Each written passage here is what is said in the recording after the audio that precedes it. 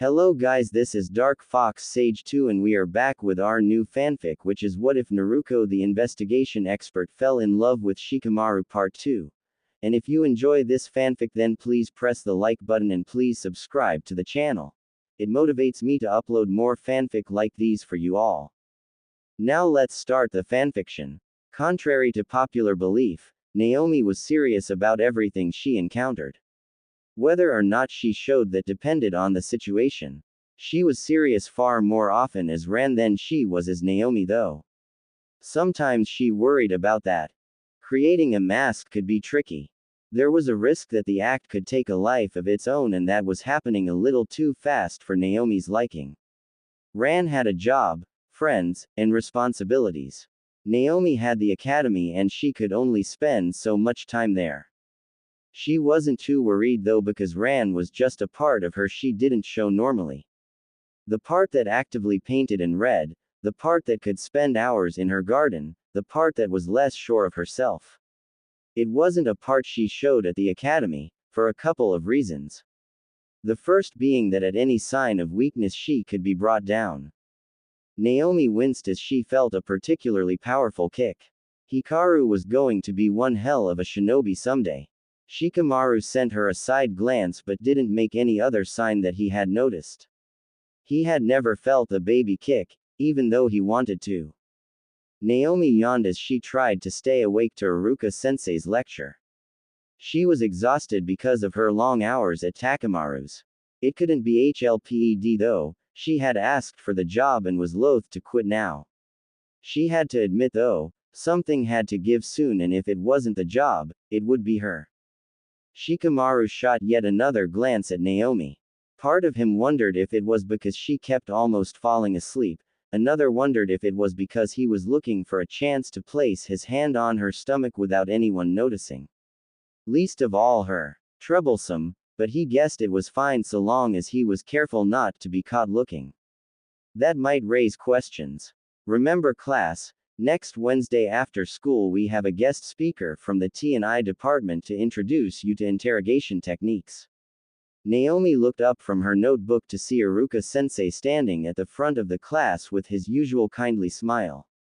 She thought that it sounded pretty cool, but the problem was the lecture would last for a whole hour. It was a long walk from the academy to her apartment and then all the way to Takamaru's. Unless she got some time off or quit, there wasn't any way she could make the lecture. Naomi waited until lunch to let her head hit the desk and could have cried without shame when her son decided to start kicked her again. Didn't he realize that Ka-chan needed to sleep? Lucky Gaki got to be carried everywhere, but she couldn't take a nap. You're overworking yourself. Naomi tipped her head over to be able to look at Shikamaru. He was standing over her with this look in his eye. He was worried about her. I think I'm going to quit Takamaru's. She mumbled tiredly. The only reason she hadn't had a breakdown was because of her legendary hyperactivity. If she wasn't naturally hyper, she'd have collapsed long before now. Probably for the best. Troublesome girl. Naomi wondered if that word troublesome was some kind of verbal tick for the Nara. His father said it a lot too, as did the other few Nara she had met. Even Yoshino had taken to the word. If she hung out around Shika for long enough, would she start saying troublesome all the time? She winced at a particularly strong kick to her bladder and wished she hadn't had that extra glass of OJ. Out of the corner of her eye she could see Shikamaru staring at her belly. She knew that the lazy boy wanted to feel the kicking, but he never asked.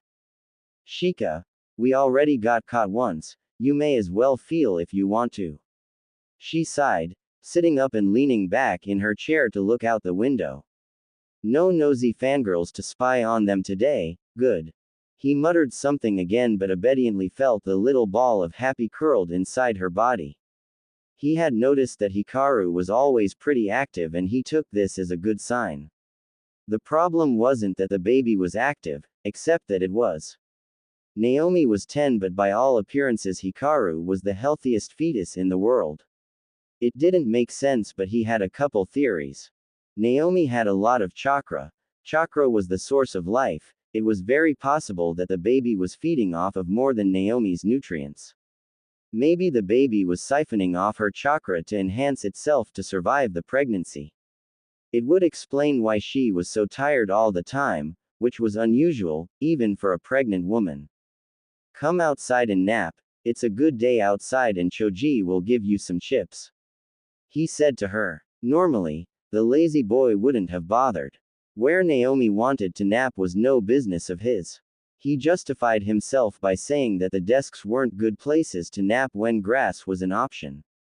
Fine, but if someone wakes me up before the bell, I reserve all rights to hurt you during sparring. He smirked and they decided to just hop through a window. Doors took too long. Luckily for Shikamaru, they were left alone to enjoy the peace. They were the last to get back to class and were surprised when they found only 3 seats available. All in different corners of the room. Ever since Naomi had established herself into their group, the 3 of them had sat together. Shikamaru in the middle, Choji on the right, and Naomi on the left. Now they had to sit apart. Naomi shrugged and headed for the window seat. If she wasn't sitting with friends, she was at least going to sit at a place with a view. That seat happened to be next to someone she didn't associate with, though, someone she honestly disliked. Stupid Sasuke Uchiha choosing to sit in the middle of that row right next to the window seat she wanted. She didn't want to ask the Tem to move over, as it would earn the ire of the pink-haired fangirl sitting next to him and drooling, so she decided to just hop over the desk. She vaulted herself over the desk and landed neatly into the chair on the other side. Sasuke normally didn't pay attention to Naomi. She used to be the dead last of the class but had suddenly jumped ahead in grades. This wasn't simple improvement in the aspects being taught, or a change in curriculum, this was what happened when someone decided to try. Naomi Uzumaki had been playing the loser, the only question was why. It had started 6 months ago, in the middle of November when he looked at the class rankings. Naomi was in the middle rather than the last, overtaking almost all the civilian children. She had stayed there for 3 months and then took a leap up again, to the top 10. Actually, it was more accurate to say she was in the top 5. She wasn't loud and didn't wear bright colors anymore, and she looked tired, like she didn't get a lot of sleep. Was she training at all hours of the day? Was she serious now? Maybe the Dobby thing had been an act and now she had let the mask slip. Sasuke didn't like when unexpected things happened. He didn't like it, but he could always count on the fangirl screeching at him, he could count on Iruka-sensei always lecturing, and he used to be able to count on Naomi wearing orange. Now she was an enigma he couldn't figure out, a mystery novel with the end ripped out. When she sat down next to him, he took a long look as she vaulted over the desk and into the seat beside him. Her hair had grown out again, it reached just past her shoulder blades. Today she was wearing a dark brown hoodie and she couldn't seem to decide if she wanted the hood up or down yet. He knew she had gained some weight, but he didn't think it was that big a deal. It wasn't even a big difference, she was nowhere near Choji's weight. She was a little thicker around the middle, but that could just as easily be muscle as fat. Iruka was going on about the other big 5, but he figured he knew enough about them that he didn't listen. Naomi wasn't listening either. She was looking out the window with an indecipherable expression on her face, nothing like her old, big grins, or her newer bored looks. He turned back to face the class, and never saw Naomi roll her eyes in his direction. Yeah, she had noticed him ogling her. It figured that she was the only girl he deigned to acknowledge. All the other girls he ignored. He used to ignore her too, but after she got pregnant he was suddenly very interested in her, though he hadn't done or said anything yet. She wondered sometimes if he might know about the baby, then she'd laugh because nobody but Shikamaru had figured it out, and if she had her way no one else would. He was probably wondering if she was trying to grow her hair out for him. Which reminded her, she needed to cut her hair again. Alright class, time for shuriken practice. Mizuki-sensei announced. She didn't like Mizuki-sensei, he just gave her this bad feeling. She tended to trust her instincts. Naomi joined the girls' side of the training field they were using. Classes like these were always separated by gender, the girls on one side and the boys on another. Boys were drilled more in physical exercises and girls more in throwing exercises. This was all under the assumption that all girls were for support and all guys were meant for the front lines. Naomi always thought there was no greater pleasure than doing something everyone else said was impossible. Her throwing skills were second to only Sasuke Uchiha, something she took as a personal insult. These stationary targets were so boring and all it took was a flick of her wrists, rather than the swinging of her entire arm like the Uchiha and just about everyone else. In fact, the only one who threw like she did was Shikamaru, and his reason was to conserve energy rather than for efficiency. When she finished her work she sat in the shade with Shikamaru, who had also finished. This was just another day at the academy, nothing to make it stick out from all the others. That is until she began to feel regular pains in her cervix. Naomi swallowed the lunch that had started swimming upstream and timed the pains. She kept her face as neutral as possible as she timed that they were about 10 minutes apart, each. Her face was probably pale, not that she had a mirror to check. She took a deep breath and shifted a little in her seat. They were in the middle of science class, where they were learning the effects of mixing chemicals to make poisons and antidotes. She had to relax and hope they went away or eased or something. The pains weren't as intense as she feared for labor pains, if anything they were more uncomfortable than painful. Her water hadn't broken either, and until it did she wouldn't make a move. Of course, if it broke while she was here her secret would be out to anyone who recognized it. Luckily the pains stopped after 40 minutes, which meant they weren't real, just one of those fake labor pains she read about. It had still scared her though. Having quit her job at Takamaru's, Naomi was free to attend the interrogation seminar after class that Wednesday.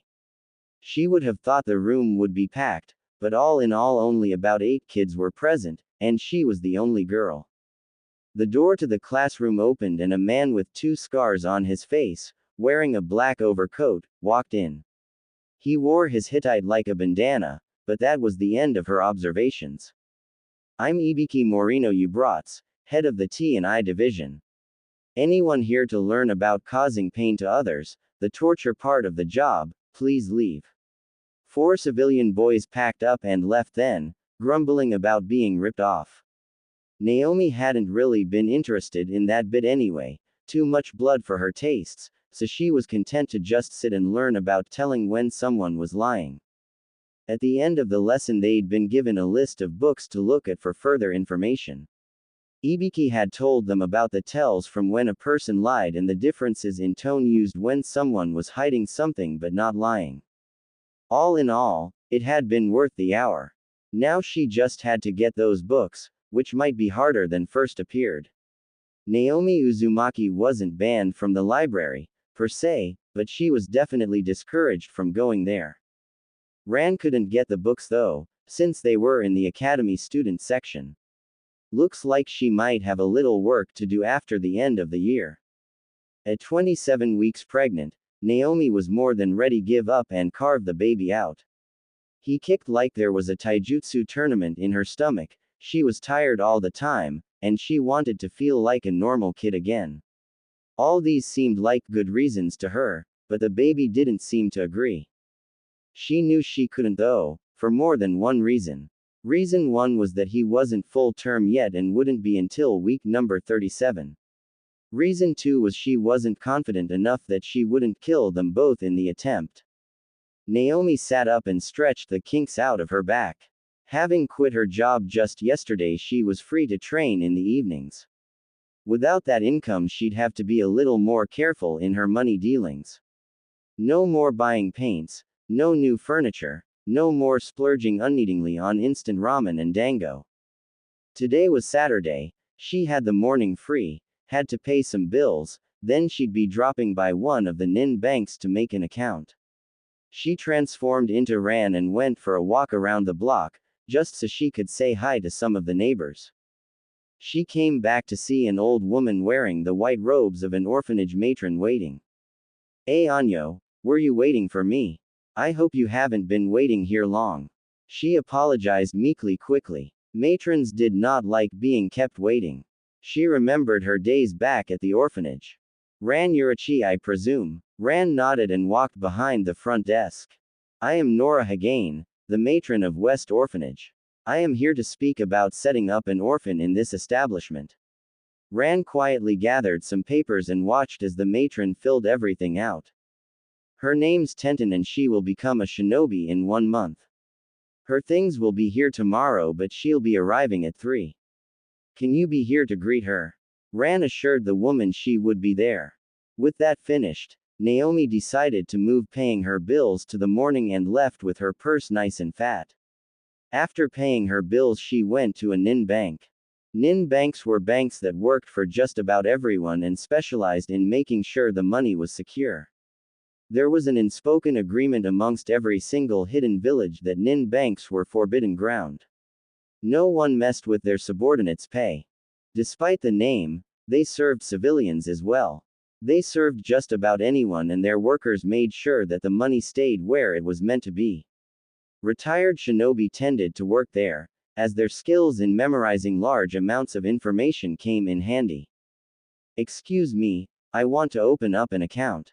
She was asked to fill out tons of information. Codes were very serious things and she wanted hers to be one no one would guess. She thought about it for a second before punching in 1010, the 10th day of the 10th month, her birthday. With that she deposited 50,000 yen and left to go and meet Tenten. Hello Yurichi-san. As it were, she met Tenten at the door.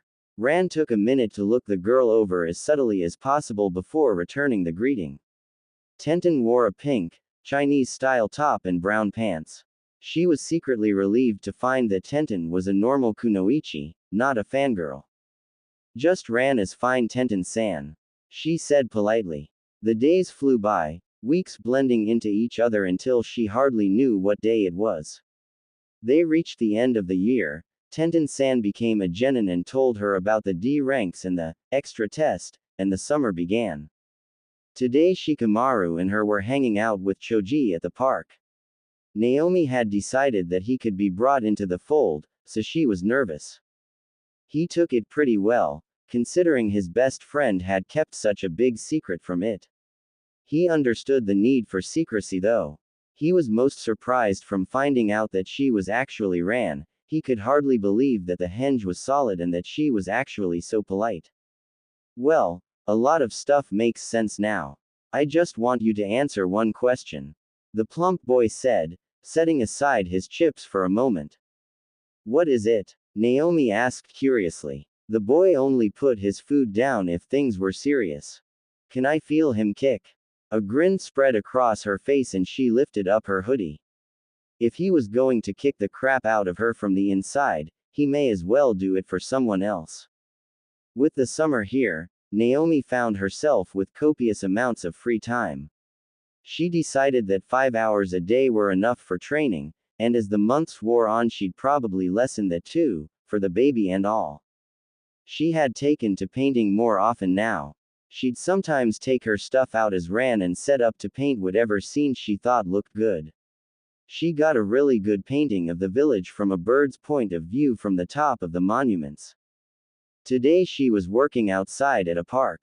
It was a very popular one with lots of apple trees in the final blossoming of the season. After this the fruit would begin to grow.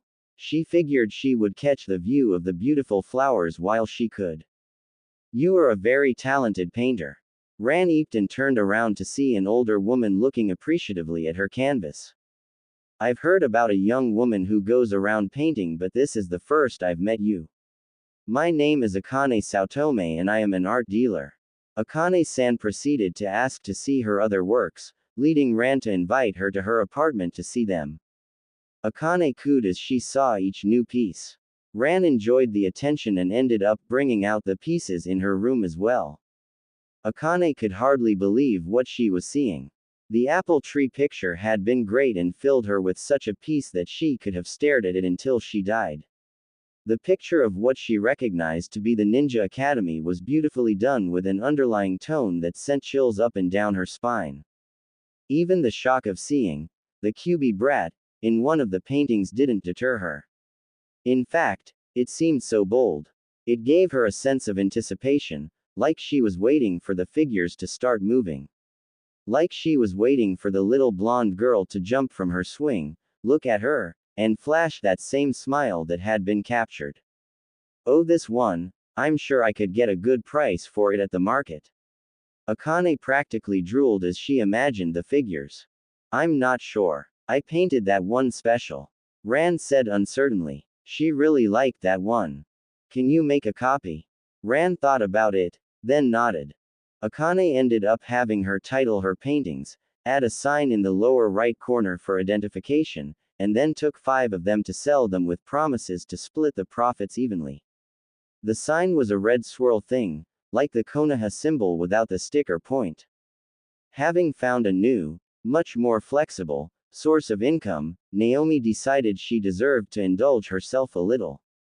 So she decided a trip to the hot spring as Ran would be a pretty nice way to enjoy herself for once. She had just settled down and was starting to feel her muscles relaxing when she heard something. At first she wasn't sure what it was, maybe the wind playing tricks on her. It happened again, far too often to be just the wind. It sounded like giggling, high-pitched perverted giggling coming from the wall at the far side of the spring. Ran looked around her and saw that a couple of kunoichi women were bathing closer to the wall. It looked like they hadn't heard anything though. Excuse me, forgive me if I'm being rude, but are you expecting? She eeped and turned to see another kunoichi woman. This one had long dark hair and strange, red eyes. Ran thought they looked pretty intimidating.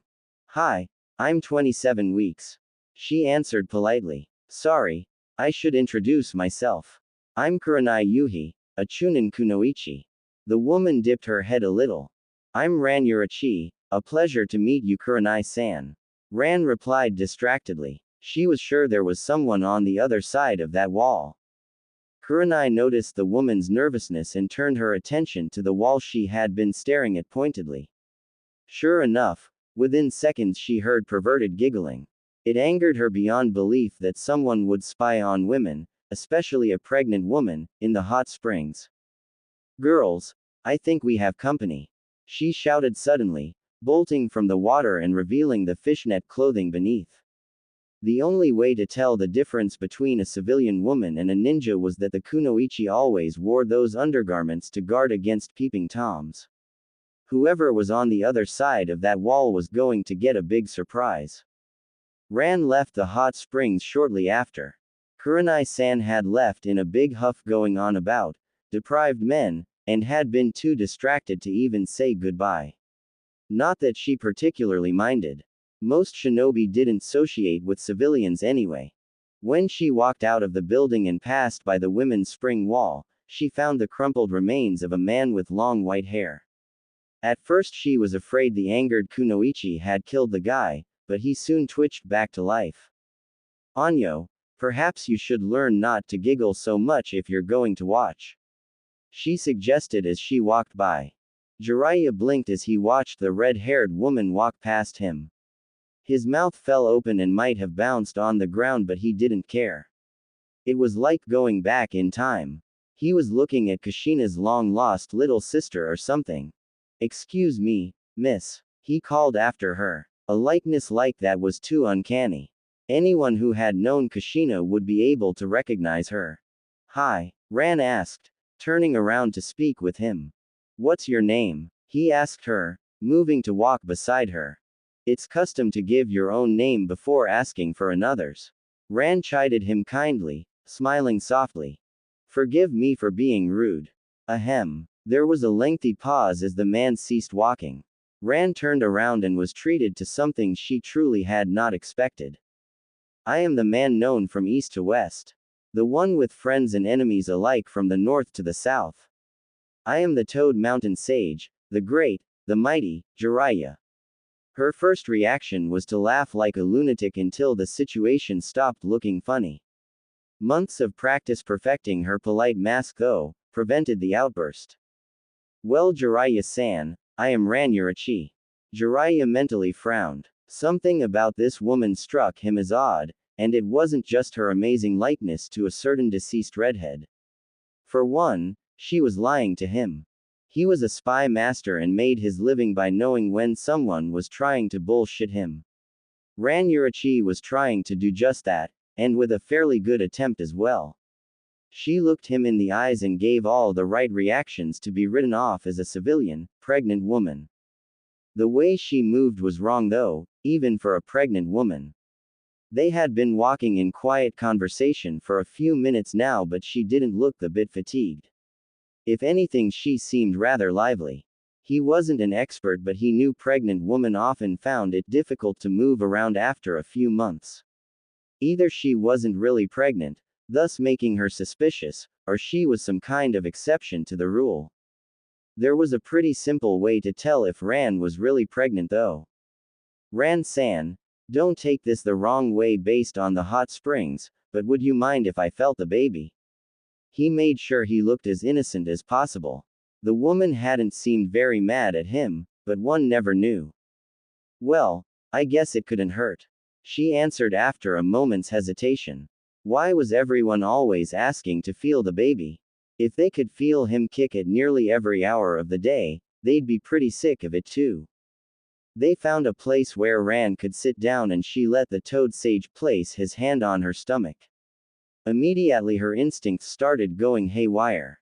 She wasn't sure how she knew, but she could feel Jiraiya using his chakra for something. She had just started to panic. Was he trying to hurt her baby? Was he hurting Hikaru? Jiraiya, meanwhile, hadn't even noticed her loss of focus. All he cared about was the fact that he could feel there definitely was a baby in there, but something was stopping his efforts to get his chakra threads closer to it. It was like the baby was wrapped in a cocoon of chakra. However, this chakra wasn't shinobi chakra. Shinobi chakra, even academy student chakra, was regulated and even in less purposely disrupted. Civilian chakra, and most animal chakra though, was wild and untamed. She was a civilian, yet her chakra moved like she was focusing it. Ran-san, do you come from a shinobi family? His earlier memory of Kushina reared its head again. Uzumakis were known for more than just their sealing and fiery hair, they also had untamable chakra. I don't think so, why the interest? She asked him curiously. You know what chakra is, right? She nodded and then elaborated, explaining how her friend, Anko, had explained the basic concept to her.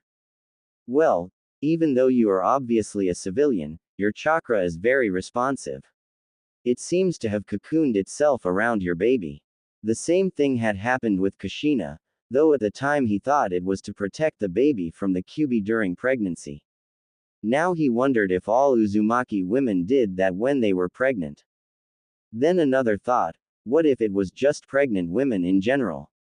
He had only known 2 pregnant women in his life now, so it was likely chakra did that to protect the newborn without any outside interference. Maybe he was starting to get paranoid in his line of work. I'm sorry for the trouble. He apologized gallantly. Normally he would have propositioned the woman, but she was pregnant. He had seen Kushina's sudden and very violent mood swings and had no wish to be on the receiving end of that temper. Even if Ran-san didn't seem the type to blow up over someone looking down at her cleavage. Ran watched Jiraiya-san walk away before mentally shaking herself before continuing home. She should be used to meeting strange people by now. A perverted toad sage was really just the tip of the iceberg. With her visit to the hot spring over, Ran decided it was time to put her newest plan into action. She found a secluded area of the park she was in and performed the signs for henge. Normally, if one was already wearing a henge, that one was dropped before adding the second one.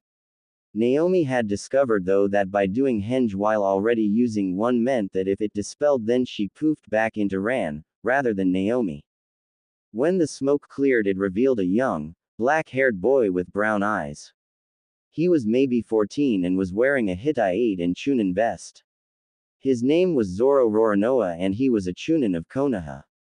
Zoro nervously stepped into the library, walking past the registration desk and straight to the academy student section of the library.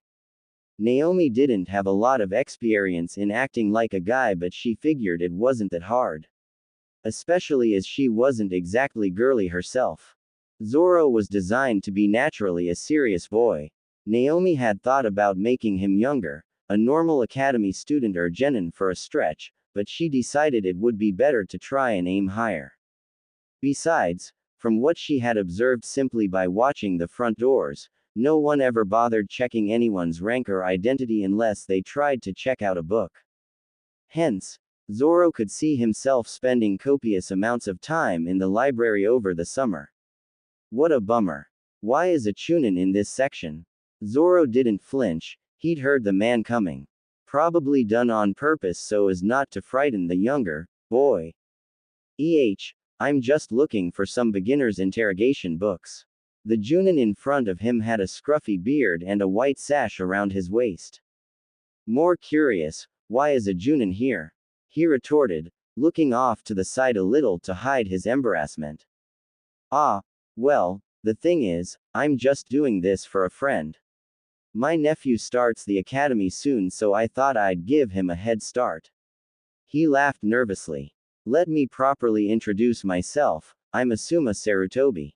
And you? Now that the original suspicion and amusement was gone, both had gone back to their first reason for coming to the library. Zoro Roranoa, pleasure to meet you Sarutobi-san. Sarutobi was the same surname as the old Hokage, the Sandaime.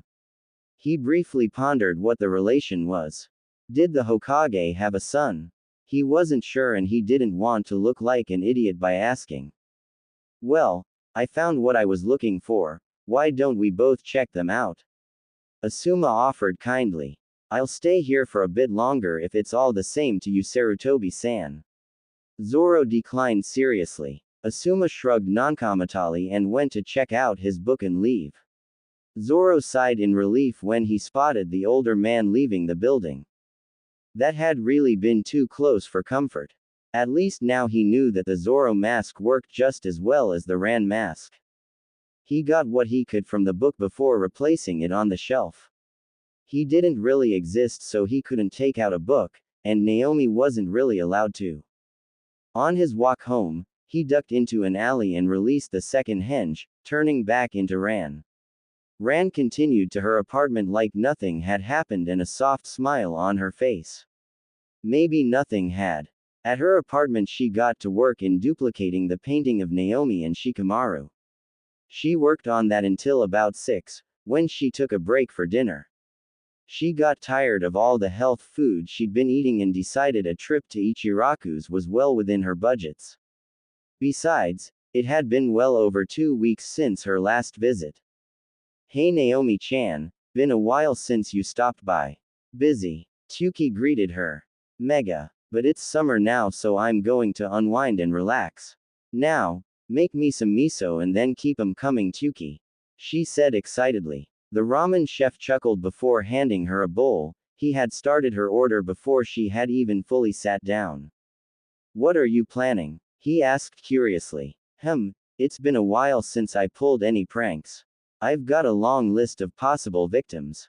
She chuckled darkly. There was the librarian, maybe that white-haired pervert later on, and Shikamaru was a little overdue. Hokage Tower. Hiruzen frowned when he found Naomi eating at Ichiraku's. With summer here he had hoped that she would be easier to keep an eye on. This turned out to be a false hope, as it was only just now that the aged Cage had found the blonde girl. Sightings of her had become sporadic at best, and it was worrying him. There was no reason that he could think of that she would be so hard to find in his orb. Even things such as henges couldn't hide someone from him. Hokage-sama, please go back to your paperwork and put your little ball away. He slumped a little in his chair when faced with his firecome secretary. Yes ma'am, he mumbled, putting the orb into his drawer. He'd just have to hope that she wasn't doing anything dangerous and go back to his paperwork. Back with Naomi. Naomi had gone to her apartment to get some supplies, but now she was ready to set off a prank the likes this village had never seen. Now all she had to do was watch the fireworks and chuckle darkly as people ran around like chickens with their heads cut off. Ahem. She means, now all she has to do is giggle girlishly in glee for her awesome pranking skills. Yeah, that. Holy shit. Look at the mountains. Ah, so someone had finally noticed. Considering she had been working on that for the better part of 4 hours, she expected to have been caught long before now. Oh well, all the better for her. The monuments were tributes to the cage, past and present. The great mountain always loomed over the village, their leaders watching over them all. They were as much a part of the scenery as the trees the village was named for. No one even bothered to notice them anymore, other than knowing they were there. Which is what Naomi had been counting on while she painted each separate face using her new tree walking exercise. On the Shadime's face was a depiction of many leaves all over his face. On the Nadime's face were crashing waves. On the Sandame's face were numerous books and shinobi weapons in exquisite detail. Finally, on the Yondaime's face were hundreds of tri-pong kunai, and in the shadows made by the sun's angle, the Kyubi. The demon he died in defeating. Personally, Naomi thought it was a good tribute to each respective cage's greatest achievements and powers. Clearly everyone else just thought someone was mocking them. Pretty soon those masked shinobi, Anbu, were deployed to find out who did it. Who had the balls to paint over the faces of the cage? Naomi didn't want to advertise her involvement though, and other than taking a couple of pictures of her greatest piece of art, made sure to stay out of sight. Unfortunately, Anbu weren't considered the best for nothing. Put me down. The 10-year-old cried uncomfortably. She had been slung over the shoulder of one masked member while innocently walking down the street to her apartment.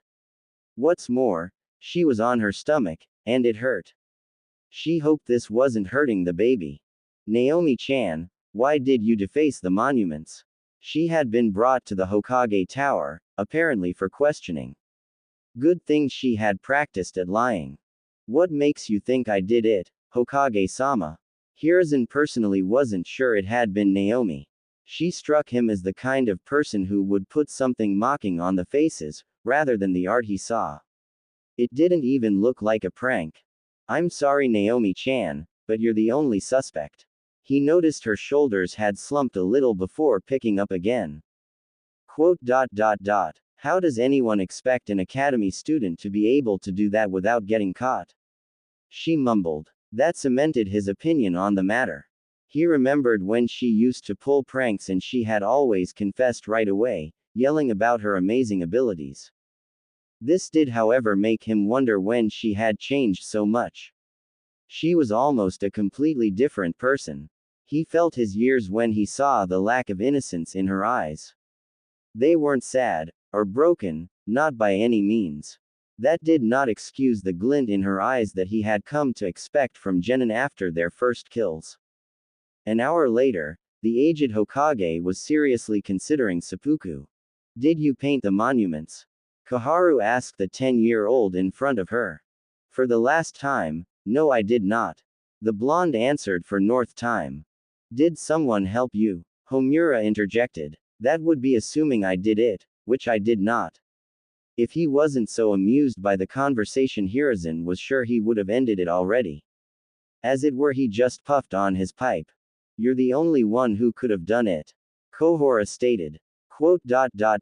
How? I'm still in the academy. Do you think I can walk on walls or something? Naomi wanted to leave. She probably would have stormed out already but watching the Anbu clean up the monument out the window was funny. Do you know anyone who could have done it? Homura sighed. He had better things to do than interrogate a 10-year-old. As far as he was concerned, she didn't do it and this was a waste of time because the civilian council couldn't keep their noses in their own business. Lots. You guys, all the shinobi in the village, maybe a few from outside it too. Hiruzen decided that he should end this before Naomi lost her temper and said something she'd regret. Thank you for your time Naomi-chan, you're free to go. He said firmly. The girl sighed in relief before running out of the room to do whatever it was she did in her free time. Finally free of her little interrogation session, Naomi went straight home to enjoy the rest of her day by caring for her plants. The best laid plans fail in the face of mice and men though, so of course she found a visitor waiting for her. Luckily she had hanged into Ran, or things might have been messy. Ran-san, you look well. Ran stared at the obviously drunk man in front of her before she recovered her manners. Ichigo-san, were you waiting for me? She asked, as per routine. You should get anything important out of here, Ran-san, like your money. The man slurred. Me and my friends are going to burn this place to the ground so that snake bitch will get a hint and leave. Ran gasped and her skin prickled. Ichigo-san, this is my apartment building. You can't burn it down. She cried desperately, trying to draw the drunkard to his room and away from anything flammable. Don't worry, you're insured so you can get your money back. No, she wasn't insured. No one on the red light district was insured. Insurance costed money. Ichigo-san, stop this. You can't just burn it down. She's not even here. Anko was still on her 3-month mission. She wouldn't be back till July.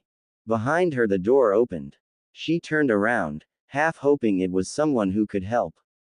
Instead she found a mob of men with torches. Ichigo, this your landlady? Ran shuddered when she saw the man. She hadn't looked too hard that morning on October 10th, but she remembered him. This was the man who had raped her. This was Hikaru's father. Please, don't do this. There's an orphan girl named Tenten who lives on the 2nd floor. I live here. Don't burn down my apartment. She was shaking, she was scared. She didn't want them to burn down her apartment. Ichigo, you didn't tell us she was preggo. I don't want to burn down a pregnant woman's home. One of the men said uncertainly, stepping back a little. Don't chicken out, Reiki. Remember how that bitch nearly neutered you? Ichigo spat. Ran tried again to get the mob to reconsider, but one of them dropped their torch and it lit fire to the chairs. It started to spread, slowly. Her nerves were going haywire, so she did the first thing she could think of. She screamed and tried to beat at the fire with an old rug. The rug caught fire. Hey, what's going on here? Everyone turned to the door to see a dog-masked Anbu, bearing the silvery outline on his tattoo that marked him a captain. Water style, water dragon jutsu. Water appeared from nowhere, snaking forward and dousing the flames and all the men and even Ran, although to a lesser extent. You are all under arrest for attempted arson. Before Ran knew what was happening, the men were all rounded up, suitably restrained, and the apartment somehow dry. Are you all right, ma'am? The dog-masked Anbu asked her. Ran wanted to say she was fine, but all that came out were more tears and some shaky breath. Then she realized her water had broken. My water broke. She half screamed, half squealed. That set the Anbu off. What? Kakashi was freaked out. He wasn't sure, but he knew water breaking meant babies. He did not want to deal with a woman who was going into labor because some jerk-offs tried to burn down her apartment. Can't you hold it? He asked hopefully. You can't hold in a baby. Ran screamed, a contraction choosing then to hit. Oh yeah, these were the real deal. If these were just the contractions, what would the actual birth be like? Suddenly going without the pain relievers sounded less than worthwhile. Should I take you to the hospital? Dog asked uncertainly. Could she get there on her own? Would she make it in time if she did? What if the baby fell out or something while they were darting over the rooftops? Please, she whimpered, the pain bringing new tears to her eyes. Kakashi didn't need any more encouragement. He put up a chakra flare so that some other Anbu could pick up the trash. Bride carried Ran out of there, and turned to the hospital. He landed in front of the emergency entrance and called for a doctor. What's wrong with her? Asked a nurse when she saw him. Usually when an Anbu had to bring in someone, they were fatally injured. She's gone into labor. His voice shook a little at the idea. Can you tell us who your doctor is? The nurse questioned Ran as they put her in a wheelchair and pushed her to the maternity ward. Hiroshi. We've been planning for a natural birth. She said a little breathlessly. We'll get him for you. Are there any personnel you'd like to notify? They pulled up in front of a room and she was settled into a comfortable bed. Why Yoshino Nara? Kakashi hadn't left yet. He had followed quietly and now simply stood in the corner. In the heat of the moment, no pun intended, he hadn't taken a good look at the woman he had just saved. Now he did, he wondered if the fates were playing with him. Yurichi-san, you're not due for some time yet. Hiroshi scolded her as soon as he stepped into the room. I can't help it if trying to keep a mob of drunken men from burning down my home is stressful. She screamed, another contraction hitting judging from the expression on her face.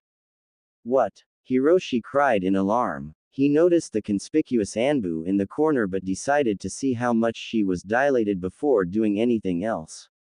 Like questioning an Anbu captain. You're 4 centimeters dilated. You're in active labor, Yurichi-san. He reported to the pained woman. Do you want to change your mind about the medication? She shook her head, teeth clenched to stop a scream. Contractions, plus keeping up a henge, was hard. She's in here. The door opened to reveal a nurse leading in the immediate Nara family. Oh Ran-san. What happened that you were pushed into labor so early? Yoshino questioned immediately, nervously combing the redhead's hair out of her face. I think I can explain. Shikamaru only noticed that the man was an Anbu captain before he took advantage of the change of attention and looked closely at Naomi. He hoped she read his silent question. It had always been a gamble about whether or not she could hold the henge up during labor. Ran caught his eye and nodded quickly, no contractions yet, but she knew in the next 3 minutes another one would hit. She was already hating this. Hiroshi checked her again before determining that it might be a while before the baby actually got there, asking again if she wanted medication. Again Ran refused, this time stating she wanted to have the baby naturally. So, Dog-san, why are you here? Shikamaru asked curiously. As far as he knew, the Anbu could have just left after getting Ran to the hospital, he hadn't needed to stick around. Because I'm not there. The masked nin offered jokingly. He hadn't known Anbu had a sense of humor. Yoshino sent Shikaku to Ran's apartment to get the things the baby would need and some things to keep Ran occupied between contractions. He came back with the diaper bag and a couple books from her shelf. Within a couple hours Ran went to 7 centimeters, which signified her going into the final stage of labor. Shikamaru, Dog-san, and Shikaku were all shooed out of the room to the waiting area.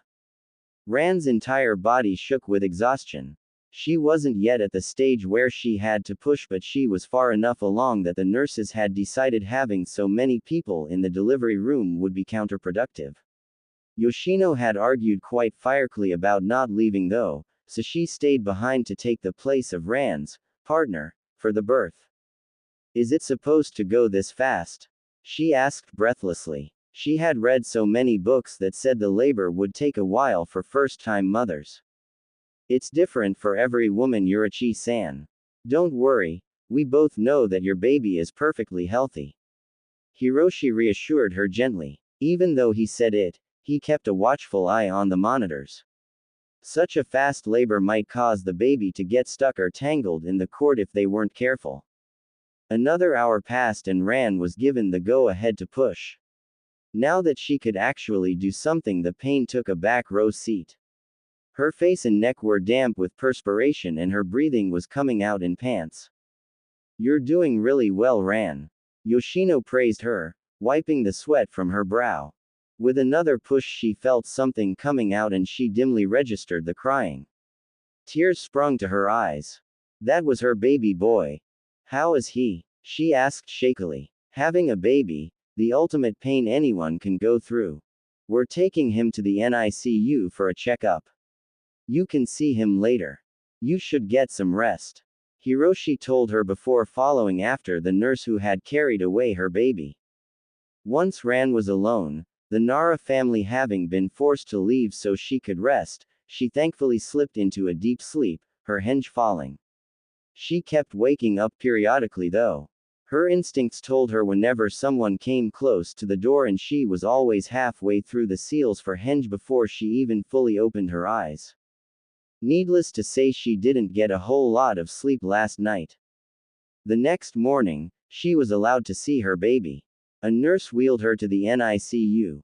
Ran figured she was healed enough to walk, but she didn't protest overly much. She was still tired.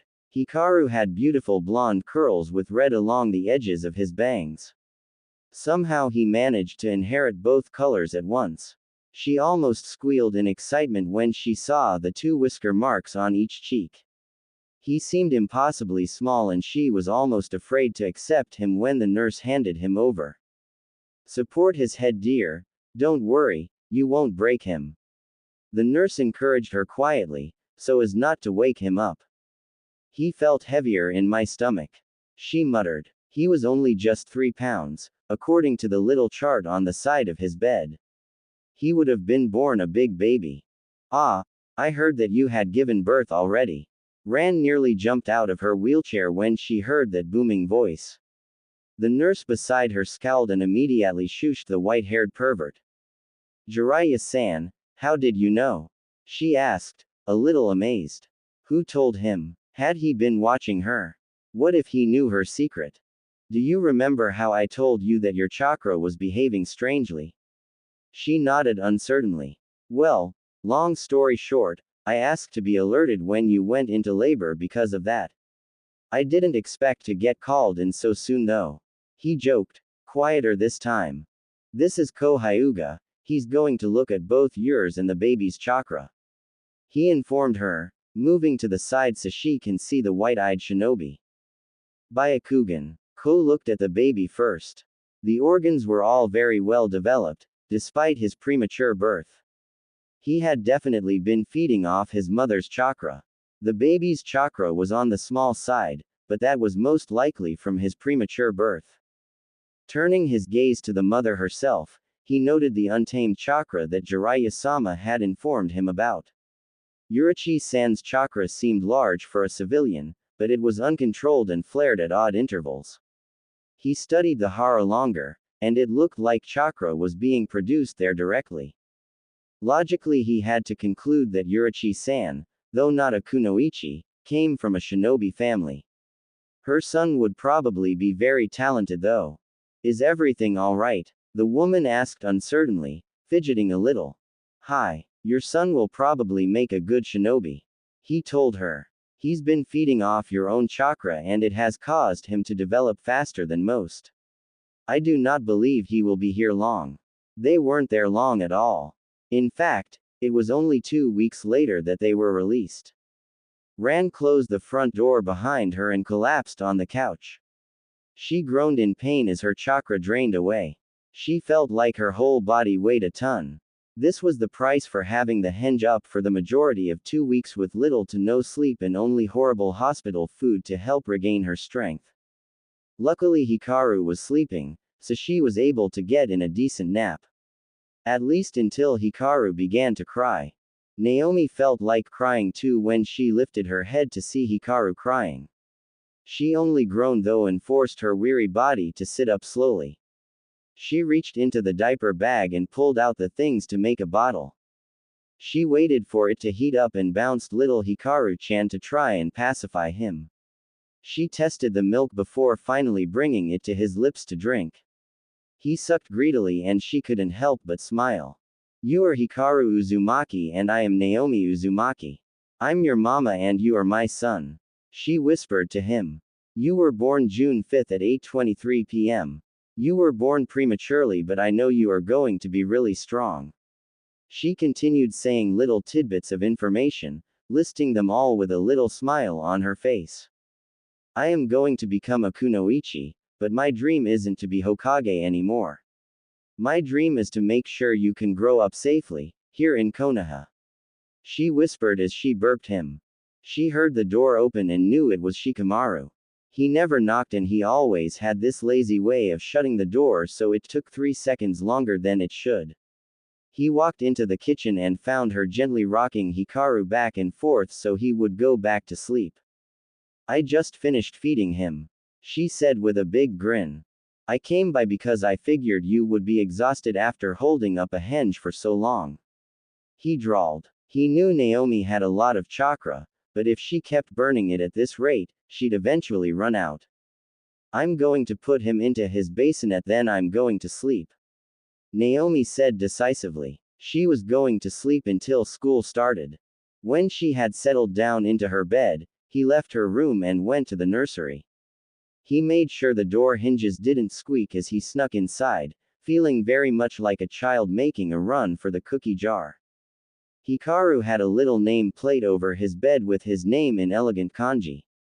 He was sleeping on his back with his head lolling to the side. Shikamaru thought he'd still look red, like he had glimpsed when the doctors carried him away to the NICU. Now though his skin looked almost normal.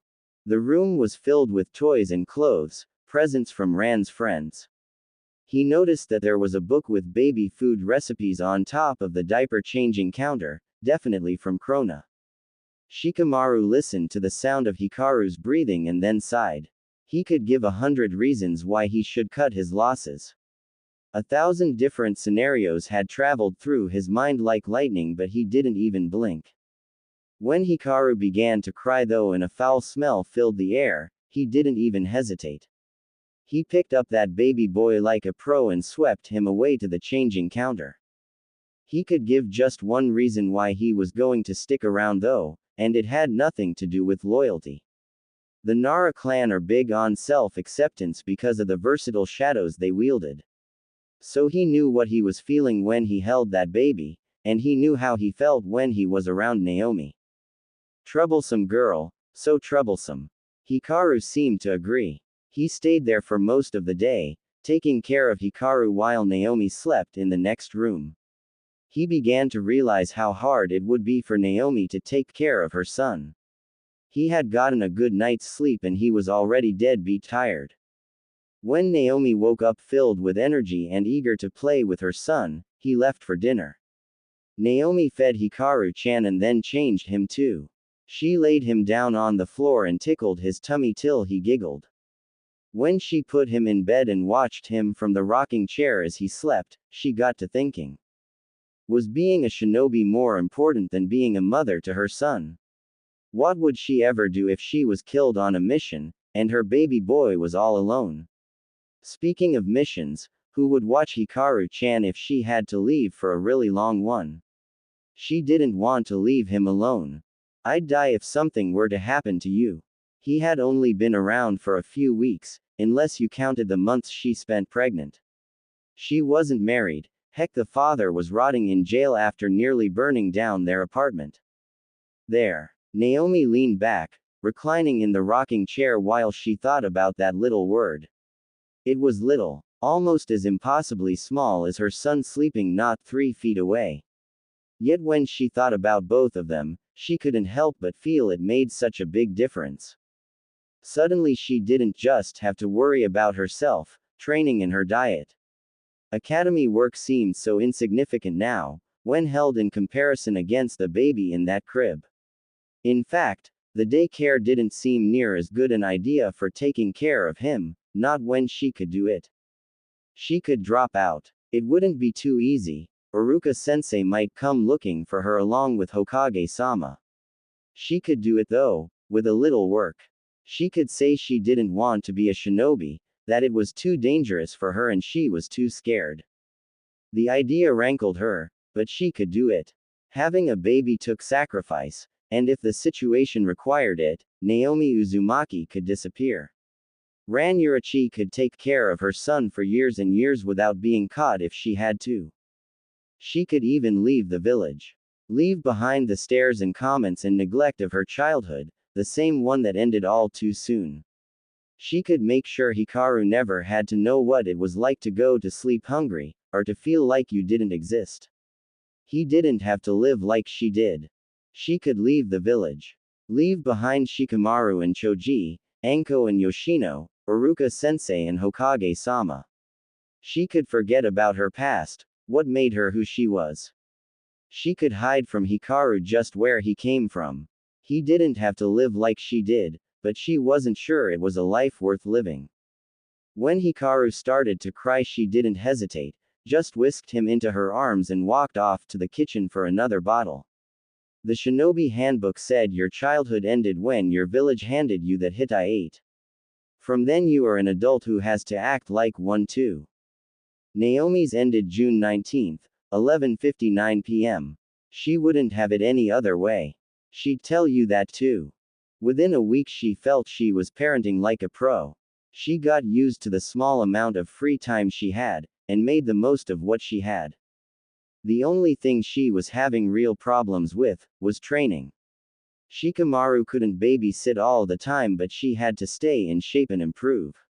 However, Hikaru-chan couldn't go outside a whole lot because it would be too easy for a preemie to get sick. Naomi had never been sick before, but she still worried about Hikaru-chan getting sick. Even a cold could be really serious with such a little baby. So a week after her decision, she was bundling up her son, hanging into Ran, and sneaking off to the forests to train. It was hot out, so she dressed him lightly and set him down in the shade. She made sure he was comfortable on his back before backing away. First she walked up a tree, a little saddened to learn her control was faltering again. She began with her push-ups and sit-ups and laps and squats. She did 50 of each, then started over again. She wanted to get better, and this was the only way to do it. She practiced kawarmi with random rocks and sticks until she could do it without even looking for something to switch with. Then she tried the bunshin. Clearly bunshin was a creation made simply to frustrate the hell out of Naomi. No matter what she did, more chakra or less, she just couldn't do it. The clones either came out completely transparent or completely dead. There was no middle ground. Finally getting fed up with the technique, she stopped trying and decided to do something else. More specifically, the rope escape jutsu. It was a D-rank jutsu that could be used to escape just about any knot with little to no effort.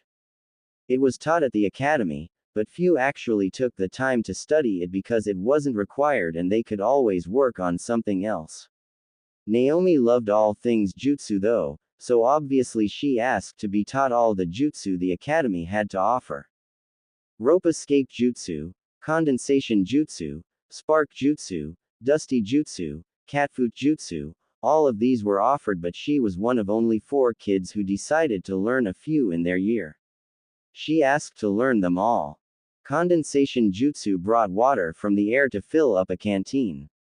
Spark jutsu could be used to start a campfire quickly. Dusty jutsu was used whenever someone wanted to clean up their tracks. Catfoot jutsu was used to walk silently over any kind of surface, even bubble wrap. And yes, she indeed tested out that last one. All of these were D-rank jutsus, but Naomi always thought they deserved something a little higher. After all, when one spends her free time making trouble, one is bound to find outrageous uses for innocent things. Condensation jutsu could be used to make mud. Spark jutsu used to start a fuse. Dusty jutsu to just make a mess of the halls. Catfoot jutsu let her sneak up on just about everybody. See, crazy and prankster potential uses for innocent jutsu. When she finished with the rope escape jutsu, she looked over at her little boy. Hikaru was giggling at a butterfly that kept settling down on his bare tummy. Seeing him like that, she knew that scene would make it onto her next canvas as soon as they got home. Walking home later as Ran, she decided to put Zoro back to work at the library as soon as the opportunity presented itself. First though, she'd have to run out for dango and ramen, not necessarily in that order either. She somehow got tricked into giving away her son for a day to an overly enthusiastic Yuki Yamanaka the next day, leaving her with plenty of free time. She got that new painting done for Akane and showed her the one she did of her son, before making sure the woman knew she wouldn't sell that one for anything. She thought about going to the hot springs to relax a little, but she didn't want to accidentally meet that white-haired pervert again. Something about him struck her as off. Left with no other alternatives than simply lounging around the home, she transformed into Zoro and went to the library. There was nothing new or interesting in the academy section, so he moved on to the genin section. Here was where he actually found a book about chakra control and its numerous exercises. Water walking definitely held appeal. He made a note of that and then moved a little to the right for the jutsu. He found several D ranks that weren't taught at the academy and carefully shifted through the ones that didn't have a lot of use to the ones that he could use for a variety of things. Genin weren't taught a whole lot of chakra costing jutsu or jutsu that could be used for large attacks. It was better to wait for those things when a genin became a chunin and hopefully matured a little. So he was surprised when he found a couple C rank attack and defense jutsu hidden behind a couple dustier tomes. They were in an unmarked scroll that Naomi knew right away didn't belong in the library. In a past life, she wouldn't have looked past the word C rank before running out to practice until she ran out of chakra. Now though, she took a closer look at the scroll, handing her a ticket to the fast track in her shinobi career. On the side of the scroll was a symbol she knew fairly well. This was a clan scroll belonging to the Aburame clan. There really was no mistaking the insignia of the beetle on the side. Zoro felt torn. On the one hand, it was likely these were clan techniques that he couldn't do anyway, so he should return it. On the other, he so wanted to take a little peek. He stood with that scroll in his hands for a few minutes before he finally started moving. First he fixed everything up on the shelf, dusting a couple of the books and making sure nothing else was behind the others. When he was done with that, he shoved the scroll into his pocket, still unopened, and left the library. The Aburame compound was actually inside the red light district. Whether this was because they ran out of room or because the Aburame chose to live there depended on who told the story. They lived northeast of Naomi's apartment, near the border of the district, and were avoided regularly. Not many people were comfortable with the bugs sharing their bodies. The Aburame had never done anything to hurt Naomi, and she hated hiding all the time. She dispelled her disguise and walked closer to the compound entrance. As far as she could see, it wasn't guarded, like most other compounds. In fact, she wasn't even halted until she almost reached the building. The Aburame lived in a single building, though easily the biggest one in the entire village. Uzumaki-san, what is your reason for being in our compound? She eeped and turned around to see a tall man wearing a jacket similar to Shino's. Did all the Aburame wear those? I found something that belongs to you, she stated firmly, pulling out the scroll and handing it over. The man looked it over for a minute and Naomi got a good look at some beetles crawling over his finger. She wondered briefly if it felt funny to have bugs crawling all over you all the time. Thank you for returning this. It belongs in our library. Yeah, she kind of guessed that. These guys all said the most obvious things. You're welcome, she said, bowing slightly and moving around him to leave. Shibi Aburame looked long and hard in the direction the young girl had gone off in before going back inside. He had left this scroll purposely in the genin section of the library to see if anyone would bring it back. Naomi was the first person to return the scroll. She didn't go back to the library, deciding instead to practice the new D ranks she had found. Water walking was also on the to-do list. By the time the summer was over, she'd be ready to kick butt and take names. She went to Training Ground 7, a ground normally used by new genin squads and the occasional junin. Academy students normally use the grounds near the academy itself.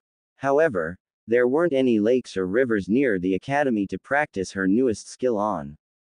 By the time she had to leave to pick up Hikaru-chan, she was soaked to the bone and didn't feel like she made a whole lot of progress. She waited until she was about 3 blocks away from the Yamanaka flower shop before hanging into Ran and picking up her son, assuring Yuki-chan that she had spent the day relaxing. Naomi wondered if she should be worried that she found it so easy to lie now. Almost easier than telling the truth. Almost. She tried to keep it that way. With Hikaru-chan nice and clean from a sink bath and it not being time for a feeding, Naomi was left with some play time with her baby boy. Hardly a couple weeks and a day old, but he was special. He spent hardly any time at all in the NICU, just a couple weeks. Ma, you'd be perfect if you would sleep through the night. She whined quietly when her son dozed off after another bottle. Rather than put him into his crib, she decided that just for tonight he could sleep with her. Yeah, time started to fly by and Naomi hardly had the time to wonder where it had gone. Her amazing energy had reinserted itself and she was once again a ball of bright colors, wearing her old t-shirts religiously simply because she could. Hikaru-chan continued being a source of both love and amusement. At 3 weeks old, the remains of the umbilical cord had finally fallen off. He could hold up his head for a couple of seconds, and he focused more on her face now. He'd also gained some weight, which she took as a good sign, since he had been a preemie born a long while early. At the end of the month, she and Shikamaru spent the entire day doing nothing but playing shogi while Hikaru alternated between sleeping and eating. Shikamaru had taken to showing up a bit before lunch and taking care of Hikaru while Naomi did whatever she had to do during the afternoon. It was a system that worked. Shikamaru, I'm not sure I ever said thank you. Of course, just because it worked didn't mean she didn't question it. Troublesome girl, you're welcome. He muttered, not lifting his gaze from the board. He had been teaching her some strategies and she was really catching on. You only promises never to tell anyone about it, but you've helped out a lot. He turned his gaze to her and justified his staring as trying to come up with a good reason for his actions. Her hair had grown out again, it was below her shoulder blades. She was always saying how she needed to cut it. She was wearing a large t-shirt, a bright orange color, and a pair of beige shorts. He admitted she looked better in this than the dull colors and thick hoodies of before. You're my friend, it's not troublesome to help you. He said softly, honing back in on the game. Naomi chuckled at the predictable response and went back to the game as well. They got 3 more moves in before Hikaru began to cry from the bed. It was August now and Naomi was looking over the progress she had made so far. She had mastered the other D ranks in the water walking exercise. Her strength training had gone rather well and she had a good base, even without the usual chakra enhancing. There was still one technique that eluded her best efforts though, and it grated her to no end. Bunshin Jutsu, the ultimate party pooper. Shikamaru and Choji sat at the edge of the clearing she was practicing in, Shika holding a sleeping Hikaru. The knowledge that her son was sleeping was probably the only thing stopping Naomi from going on to a very loud, very bad-mouthed rant. I don't understand why she's having so much trouble with it. Choji mumbled through a mouthful of chips. Neither do I, but I know it has something to do with it being the least chakra-extensive jutsu out there. Shikamaru responded lazily. Maybe she just didn't have the capacity to use the jutsu. It didn't really matter though, since her grades in everything else was so good. She only had to pass taijutsu, get above AD for genjutsu, pass the written, and get a good score on the target, and she would pass no problem. Naomi finally got fed up with the jutsu and turned to a more interesting pastime. Seeing that her friends were busy talking to each other and not paying attention to her for the moment, she quickly hanged into a butterfly to sneak up on them. Once she was just a few feet from them, she hanged back to normal. Boo! She cried. Shika and Choji jumped a mile and her son shifted a little in his sleep. Don't do that, Naomi. Choji scolded her, having caught her in a stranglehold while she was busy laughing her ass off. Sorry, she giggled, not sounding sorry at all. 1 month left for summer vacation, Naomi wondered what she'd see and do during it. She was walking home as ran with Hikaru snuggling happily in her arms and the diaper bag slung over one shoulder. Nay, tomorrow I'm dropping you off at the daycare, Hikaru-chan. You get to spend the day with babies like you. She decided on the fly. She needed to take another trip to the library anyway. This time with a pencil and notepad, some of those techniques looked hard. Hikaru only yawned and dug deeper into the crook of her arm. Ran smiled down at her baby boy and chuckled to herself about what he'd probably be doing while she was gone. Sleeping and eating, not much different except she wouldn't be doing the feeding. Dog-san was jumping over rooftops after being relieved from border duty when he noticed a familiar red head walking below him. He stopped and subconsciously dipped his head to one side like a curious puppy. Ran Yurichi and Hikaru, the latter of which he had watched being born into the world. He thought briefly about going down and formally introducing himself, but held back. He had just been the carrier, and no matter her apparent resemblance to Kushina, they weren't related. He shook his head once, twice, then jumped off again in the opposite direction. The next day, Ran carried Hikaru to the daycare just outside the red light district. She entered the building and shifted Hikaru in her arms nervously. Mentally shaking her head, she walked up to the front desk. "Excuse me, I'd like to register Hikaru-chan for daycare," she said confidently. "Ah, you just have to fill out a few things if you have the time." The daycare was used by civilians and shinobi. As such, it along with the orphanages and any other daycares, were heavily guarded. A genin team was assigned to the daycare for week-long periods on rotation, sort of like a continuous D rank. Ran filled out the usual information needed, such as name, age, and allergies. At the name she hesitated before putting Uzumaki. That's what she had written on the birth certificate, so that was what she was going to write on the little papers. "All right, Hikaru-chan, say bye-bye to Ka-chan." The sitter cooed to the baby. Ran felt a little regretful when he was lifted out of her arms, but she schooled her expression. Ran ducked into an alley and hanged into Zoro before stepping out and going on his way. He took his time, getting his mind into the proper state. A little mental prepping was never amiss. He turned the corner and spotted the library at the end of the street. He started to speed up his walk a bit when he heard something. "Oi, Zoro-san." He stopped uncertainly and turned around. Asuma Sarutobi-san was speed walking over to him, followed by a woman that Zoro knew. "Sarutobi-san, what a surprise," he said blandly, offering only the tiniest of smiles. "Allow me to introduce Kurenai-san." The woman was a year older than Zoro appeared to be. He was somewhat surprised to learn that she was a chunin like him though. "Greetings Kurenai-san." He nodded respectfully. "I'm Zoro Roranoa." He introduced himself. "Going to the library again?" Asuma questioned. "Hi, I figured I should get some more attack-based jutsu." He shrugged. Really at this point he'd be happy with anything over D rank. "Have you started elemental training yet?"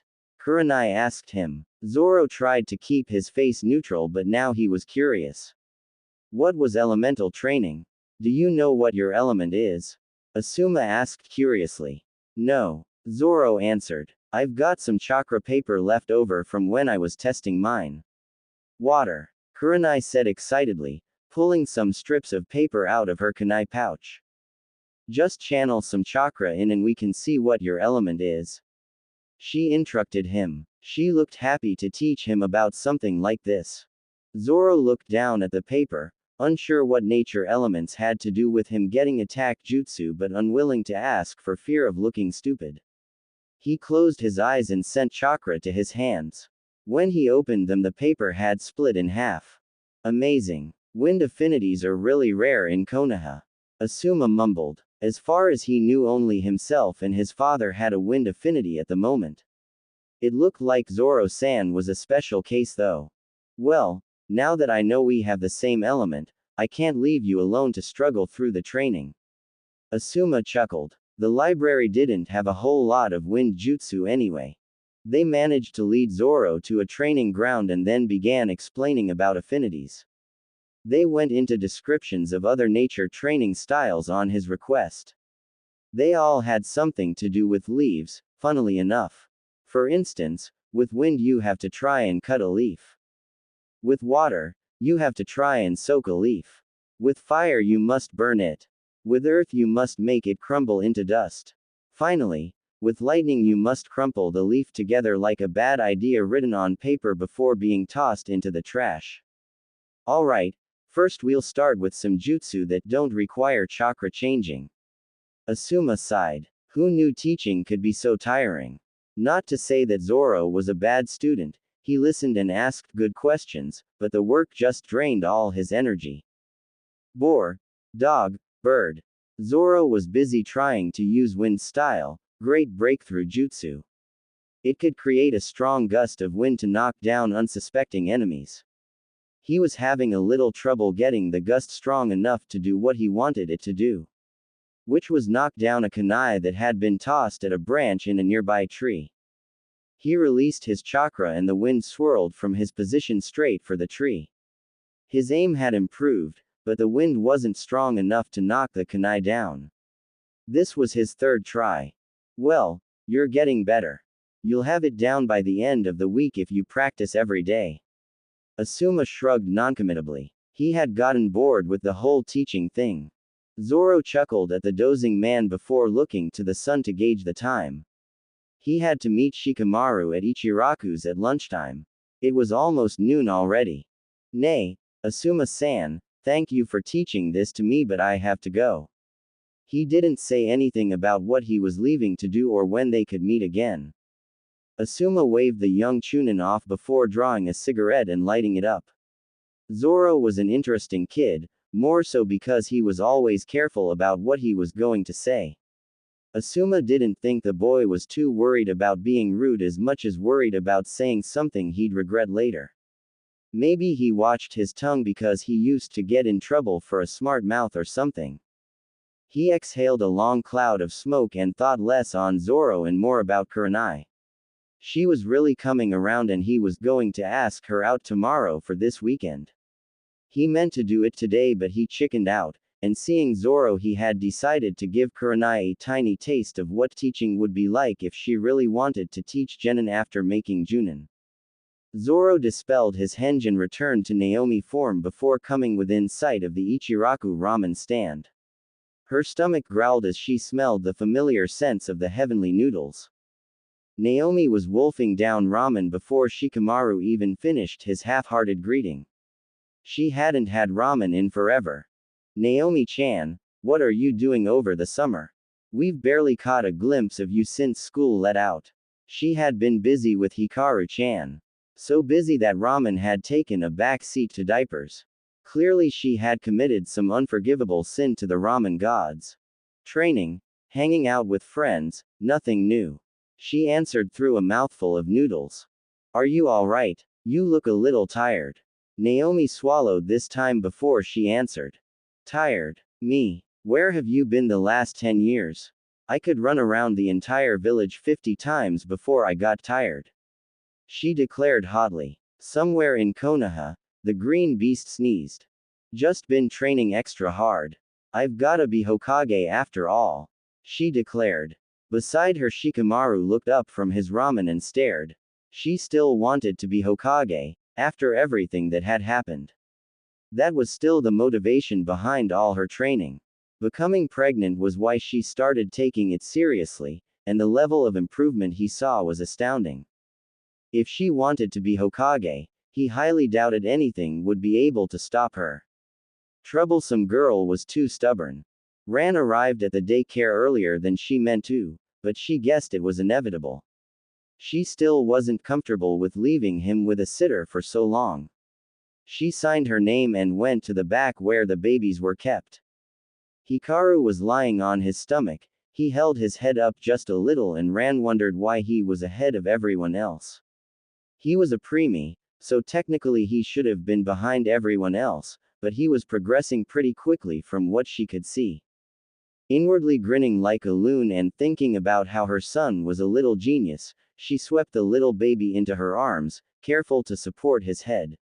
She cooed happily to the startled baby until he relaxed into her grip and then she turned to leave. Excuse me, Ran-san, but would it be too much trouble to ask you to fill out something? We need an emergency contact in case something happens. Ran smiled and handed over the baby to accept the papers. She scanned the requirements for a contact and eventually put down a name she could only pray didn't hurt her later. Hopefully, Anko Mitarashi would never have to find out about this. If she did, hopefully she wouldn't be too angry. Ran had witnessed that anger, and she wanted it in no way directed towards her. The final month before school started went by in a flash, but she felt pretty satisfied. She mastered the Great Breakthrough Jutsu and the Kei's no Yaiba Jutsu, which she could make cut down a whole tree now. The leaf cutting exercise wasn't producing much, but Asuma-san did say that it was for Chunin and she was only 10, so she wouldn't go on any tangents about it. Zoro also bought some weights and a new mask named Tia bought some long-sleeved feminine clothing. Naomi found herself in need of a training bra and figured she may as well show off what little she had. Yep. Her boobs were still large and in charge and she was taking advantage of it. The weights were 10 pounds each, one on each limb and on her torso. It had taken 3 weeks to be able to walk like this and she knew she had to up the amount again soon. She was almost used to the weight. Probably from all that time carrying Hikaru in her stomach. Her new outfit was a blue bandana around her forehead to keep her bangs out of her eyes. The top was a simple, dark orange long-sleeved shirt that fit snugly but she wouldn't outgrow too soon. She at first wanted a tank top but then she thought about how those showed off a bit too much skin, and she hadn't lost all of the pregnancy fat. The bottom were bell pants that hit mid-calf before ending. Where the pants ended, the leg warmers that held her leg weights started. The pants were a dull brown but she thought they looked nice with her top. The warmers were smallish, because she made Tia a little younger than her, but they fit fine. They were also a deep blue, like night with a full moon. Standing in front of the bathroom mirror now on her first day of school, Naomi doubted that she looked anything less than hot. Her foxy grin appeared on her features as she fantasized about the way the jaws at the academy would drop when she walked in. Wah. Well, if she ever got Hikaru-chan fed and dropped off at the daycare anyway. She sighed extravagantly before hanging into Ran and picking up her son and diaper bag before heading out the door. She dropped him off as fast as she could, but she was almost late to class anyway. She stepped into the door and took a second to catch her breath before taking a seat next to Shikamaru, who was of course sleeping. Did anyone expect any less of him? Welcome back, class. I hope you had a good break. Uruka greeted them happily. Mizuki yawned a greeting before holding his chin in one hand and trying to stay awake. Naomi was used to little sleep though, thanks to Hikaru-chan. Alright then, let's call roll. Naomi instantly grew bored and thought about all the cool stuff she could be doing if she wasn't in class. She could be pranking someone, she could be waiting to say hi to Anko who would be back any day now, she could be training on the leaf cutting exercise. So many things to do during a boring school day. Naomi Uzumaki. The aforecalled girl yelped in pain as an elbow found its way into her side. She glared to her right, where Kiba Inuzuka and Akamaru were sitting. Nice to see you here on time for a change, Naomi. She stopped trying to burn a hole through the dog boy's head and turned to look at Uruka-sensei. I've gotten better, but sometimes I think that I could better spend the day actually throwing kunai rather than trying to figure out the percent of force needed to send it through an enemy on paper. She said seriously, forcing herself to keep an innocently blank face mixed with obvious boredom. Yeah, those books on psychology books really helped. Wow, Naomi, you do have a sense of fashion. Sakura cried in shock. Obviously she hadn't been paying too much attention to the blonde in the back row. Yeah, those hoodies were ugly. Kiba shuddered, emphasizing the amount of awful the clothes were. Nay, I had my reasons. Stealth training and all that. She chuckled, thinking back on how few times she got caught pranking now. She was awesome. She ruled all kinds of cool. Sides, you don't do anything about that ugly mug of yours, so I decided to give the general populace something easier on the eyes to look at. Some eye candy if you will. She enjoyed the snickers from her fellow children and the glare from Kiba. That's enough now, class, we have to get on with today's lesson. First, I'd like to inform everyone that this year more classes will be separated by sex, but you are able to switch between classes as you wish, so long as the one you're actually assigned in has good grades. He read off a little pamphlet. This year the girls would be doing things like calligraphy and painting and flower arranging and geisha stuff. He passed out a list of the courses to all the girls along with the usual schedule. Naomi immediately crossed out painting, she didn't need help with that. Calligraphy would be alright, since she knew from Tenten-san that they practiced it by cracking codes. Geisha stuff was right up her alley. Since she lived in the red light district, she knew a few decent women who would sometimes help her out. Flower arranging was something she wasn't interested in at all. Not in the slightest. They weren't even allowed to mess with poisonous things or even medicinal herbs. She wanted to learn about those. Why wasn't there a course for stuff like that? She sighed to herself as she thought about the 2 classes she was taking and what she could substitute for the other 2. The shinobi courses looked so much more interesting. Advanced shinobi tools, stealth techniques, tracking, and even strategies sounded better than what she had. Naomi sighed as she decided to take stealth techniques and tracking rather than flowers and painting. With that, she turned in her choices and rejoined the real world. The real world apparently finding complex math problems about flying kunai important. I could sell my soul for a calculator. She finally decided. Troublesome girl. Oh well, at least she still had her pals. By the end of the day she was more than ready for graduation. She was ahead of everybody. Even Sasuke couldn't give her anything to work against anymore. She was bored. So bored. She had the need for multicolored paints and bright-colored smoke bombs and tripwire. Naomi burst out the door to the academy and had to physically restrain herself from screaming, "Freedom!" at the top of her lungs. It was a close call though. Shikamaru and Choji both had clan training today though, so she was on her own. She hanged into Ran and walked to the daycare. She missed her baby boy. She picked him up and signed him out before heading off. She decided it was nice enough out that taking a walk in one of the many parks of Konoha wouldn't be amiss. What to do with the rest of the day? She muttered to Hikaru. He was resting against her chest but his little eyes were honed in on her. Ma, Ka-chan needs to work out and get in shape. We could go grocery shopping, we're running a little low. We could go surprise Yoshino-san with a visit. Hard to believe that before getting pregnant, her hardest decision was whether she wanted 5 bowls of ramen or just the one. Ran opened the doors to her apartment and shifted Hikaru's weight in her arms. She was just about to go into her own home when someone spoke out. Hey Ran. Long time no see. Did ya miss me? Ran chuckled and turned back around to see Anko standing behind her with a plate of dango. What the? Is this teeny tiny thing the big baby you were expecting? Ran laughed again and invited Anko inside. She could always use dango. I shall be making a visit to Ibiki later then. Can't let these no good men walk around still men after threatening a pregnant woman, can we? Anko said with finality after the story ended. Ibiki. She remembered him from the lecture he gave at the academy. The head of T&I. He's head of T&I division. I need to go to him to find out these fuckers' names. Ran wasn't sure that was a good thing. Anko looked rather amusing, half a stick of dango in her mouth and a baby laying on her chest. Ran made sure to memorize that scene so she could paint it later.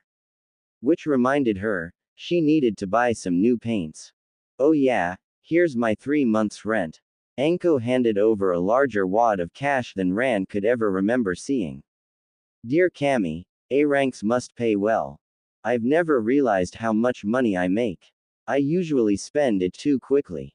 She mumbled to herself. Anko snickered at her slack jaw before turning to the baby sleeping on her chest.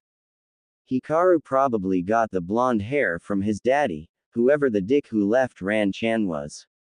Although, the red streaks were pretty badass looking. He'd be a lady killer in a few years. Anko wondered if he'd have a taste for dango. How old did a baby have to be to eat solid food again? Anko was stunned a little spit like Ran had the guts to stand up to a mob of drunken men. Maybe working in a tavern gave her experience or something. She looked around the room and marveled at how much it had changed in just 3 months. There was a painting of little Hikaru in a clearing. A side view picture of the Hokage monuments that gave the perfect angle for the Yondaime to shine. There was even a sad one of the memorial stone and what appeared to be a man looking down at the names. Anko's brows shot into her hairline and she moved closer. Yep, the man had silver hair and was holding a little orange book. Ahahahaha. She gasped, weakly falling back onto the couch. Hikaru was shocked awake and started to cry. Ran plucked him up quickly and calmed him down while she waited for Anko to finish. What's so funny? She finally asked with a pout. You painted Kakashi. She lifted an eyebrow and turned around to look at the painting the older woman had been studying. She had found him on one of her walks and memorized it to paint later.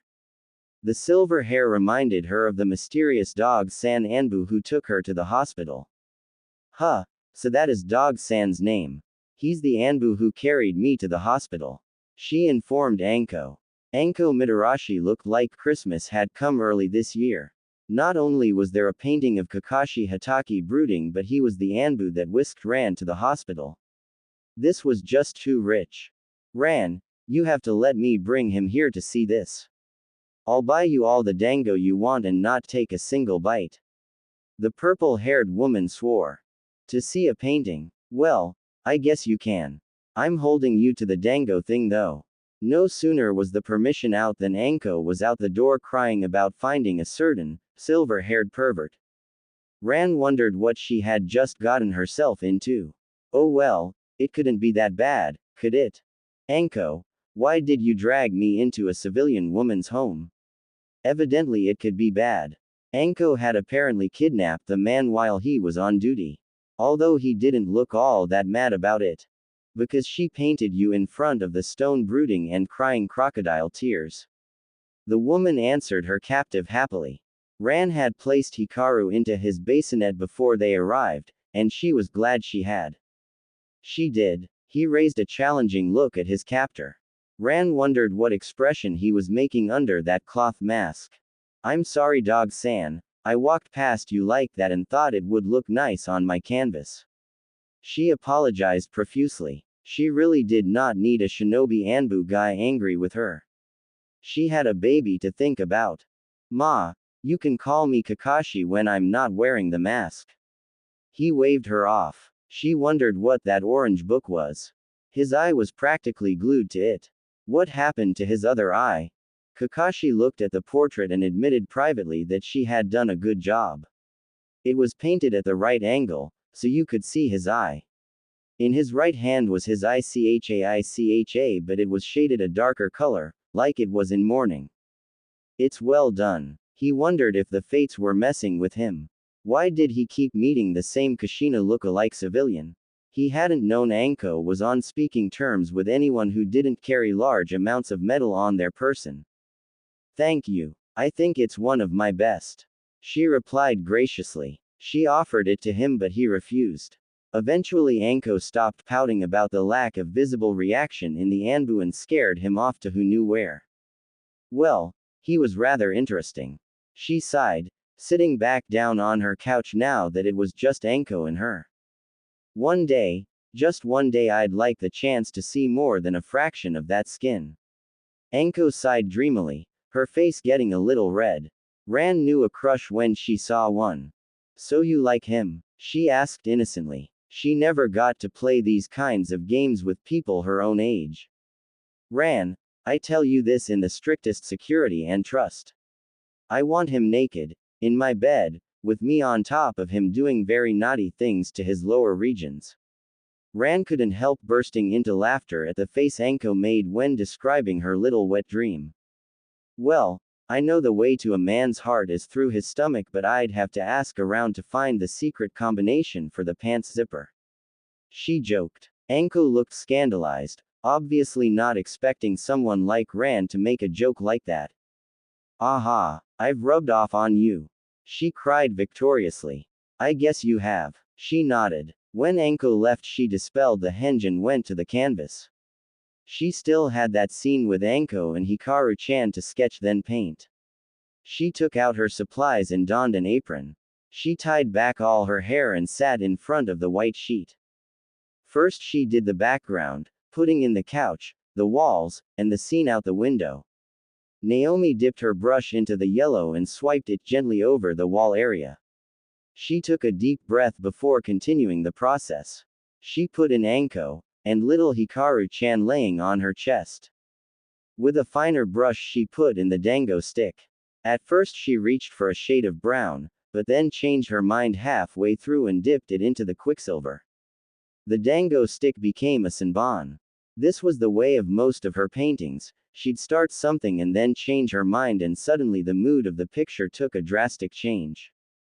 This always seemed to happen to the paintings that had anything to do with ninja. Even the monuments had been done thinking about each one's accomplishments and the consequences of their mistakes. The Kakashi painting had looked peaceful to her, but when she was finished it was that of a man in mourning. Now this one of Anko and her son, it had darker shades than she had first envisioned. That of a kunoichi who couldn't leave behind her career in presence of even a child. When she heard her son cry she went right away. She never looked at the paintings until they were finished. She liked not knowing just how they'd turn out. When she laid him back down, she again started the painting. The gentle curl of her son's hair, and the bunched up fishnet in his curled fist. The amused yet guarded expression of a friend. The sharp lines of her hair. Naomi finished the painting and left it out to dry. She fed Hikaru-chan again, then changed him. By now it was late. She made a small dinner, just some sashimi. She downed the fish then decided she would sleep. It was a couple hours before she managed to follow through with that. 2 months later. With 2 months behind her, Naomi found herself in class with an old friend. Nausea sucked so badly. She had woken up feeling fine, if a little tired. She had taken a shower, fed and washed Hikaru-chan, dropped him off, and was at school a whole hour before it started up. She could feel the fish she ate just last night swimming upstream. Naomi groaned quietly and tried to think of something to calm her stomach. Of course, her silent prayers went unheard by the gods and the feeling seemed to magnify. "Sensei, may I be excused?" she asked, raising her hand weakly and trying not to fidget under the curious stares of her friends. "Go ahead." Naruko remembered what had happened the last time he hadn't trusted his gut when it said something was wrong. He still swore he could smell it when he passed out tests to the back of the room. Naomi needed no further urging and was out the door with a hand over her mouth before anyone could blink. Yeah, all that training had made her pretty fast. When she managed to calm her stomach down enough so she wasn't in danger of losing the ramen she ate last week, she went back to class. Naruko wanted to take her home, but Mizuki-sensei wasn't here today. He had taken a vacation half a week ago and wouldn't be back for another. He resolved to wait it out until lunch and hope Naomi could stomach it. When lunchtime came around with Naomi running a fever and asleep on her desk, Naruko turned to Shikamaru. They were friends, more if the rumors were to be believed. Maybe he could convince the lazy boy to take her home. "No problem," Shikamaru answered tiredly, sounding like there was a rather big problem indeed. He managed to rouse Naomi enough to walk and then led her off the grounds and all the way home. When she was lying in bed he thought about whether or not going back to class was worth it. Naomi might need him, not to mention that the daycare would only take care of Hikaru for so long. Someone would have to pick him up. Naomi was asleep in bed and he took the chance to think about what to do. Hikaru had to be picked up at 3:30. He wasn't on the pick-up list because he was too young. Troublesome, he muttered, looking at his options. He could go to either his mother, or the crazy Tokubetsu Junin who lived here. His mother would be unbearable and no doubt would insist on taking care of Ran while she was sick. Not to mention asking uncomfortable questions like why Shikamaru was here rather than at class. Especially since he shouldn't know that Ran was sick. No help for it, I'll have to ask that Anko lady to do it. Maybe I can keep her outside. He resisted the urge to mutter troublesome a few times. They really needed a better contingency plan than this for if something happened to Naomi. Why hadn't he planned for this occasion? He checked the papers at the front desk and figured out that Anko lived on an apartment on the same floor. He hoped she was home. He knocked on the door. He waited a few seconds before the door opened, revealing a messy-headed woman in the midst of a wide yawn. Anko-san, may I ask a favor? It's about Ran, he added quickly when it looked like she was going to slam the door. What's wrong with her? Anko yawned again. She had been taking a nap when Shikamaru knocked on her door. Wasn't a brat like him supposed to be at the academy? She's sick and needs someone to pick up Hikaru from daycare. You're on her emergency checkout list, he told her. He felt the urge to add, troublesome, somewhere in there, but this was a very troublesome woman, so he stopped himself. Stupid family speech quirk. Course I will, she said simply before closing the door. Shikamaru sighed quietly and went back to Naomi. He'd have to tell her to be ready for a henge, even if she was sick. When he came back to find her puking her brains out, he knew she wouldn't be able to keep it up. Morning sickness had been a recurring problem and Naomi was often forced to call in sick at work in order to not blow her cover. It's hard to hold a henge when you're barfing your guts out. Her reaction was one he had suspected. First, rage about how he should have told her before going to Anko. Then fear that she would see her as Naomi. Then worry about getting Hikaru sick. She was so troublesome. Anko chewed on the dango stick between her lips as she walked down the street. Things had started improving when it came to the civilians' treatment of her, but she hardly noticed anymore. She had something much more important to think about. How did that Nara brat know Ran was sick when he was meant to be at the academy? Why wasn't Yoshino or someone there to do this? Why was she of all people on the checkout list? She knew Ran and her were friends and all, but she couldn't take care of children. Especially small children that cried and wet themselves. When she entered the daycare, she tried to ignore the sudden flourishing of whispers that followed her. She wasn't there for their entertainment, she was there for a friend. If they wanted to start some rumors, fine. It wasn't her kid. Hello, I'm here to pick up Hikaru. I'm Anko Mitarashi. She introduced herself to one of the genin working there. A girl wearing a pink Chinese-style top and brown hair held in buns. Come to think of it, that's the girl who lived in the apartment above her.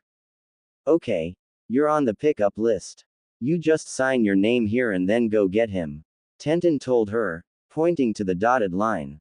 Anko smacked her name down then went to the back. There she found Hikaru-chan being played with by a boy she could have sworn was Guy's illegitimate child. Dear Kami, was the man asexual? Did he bud? Oi Gaki, I'm here to take Hikaru-chan home to his ka-chan. She said gruffly. She wasn't sure how to treat the mini Guy clone. Ah, you must be a friend of the youthful Uzumaki-san. Anko wasn't sure what the vessel had to do with this, so she only accepted the baby in diaper bag. She decided to get out of there before the Gaki's talk of youth infected Ran's kid. Anko was walking by the desk, thinking about the offhand comment about Uzumaki, when she glimpsed the sign-out sheet lying next to the one Tenten had pulled out with Hikaru's info sheet. Her eyes honed in on one important detail. Hikaru's last name was Uzumaki. Anko wasn't sure what to make of this situation, but she knew how to get answers. It was possible that Ran's mysterious lover had been related to the Uzumaki girl. And Ran did know Naomi Uzumaki, so it wasn't much of a stretch. Anko's eyes narrowed though as she thought about it. There had always been things about Ran that didn't add up. The first being that she had come out of nowhere and bought old woman Rukia's apartment before the woman left town. Anko didn't know anyone who knew Ran before, and in the red light district, everybody knew everyone. She looked down at the baby in her arms and wondered some more. The whisker marks on the boy's cheeks. Were they hereditary? Was Naomi Uzumaki and Ran's mysterious lover somehow related? She held the baby closer and pondered some more. Ran moved more like a dancer, but less like a shinobi. Of course, that could be a sign of an academy student in their late years. Maybe she had been in the academy but dropped out.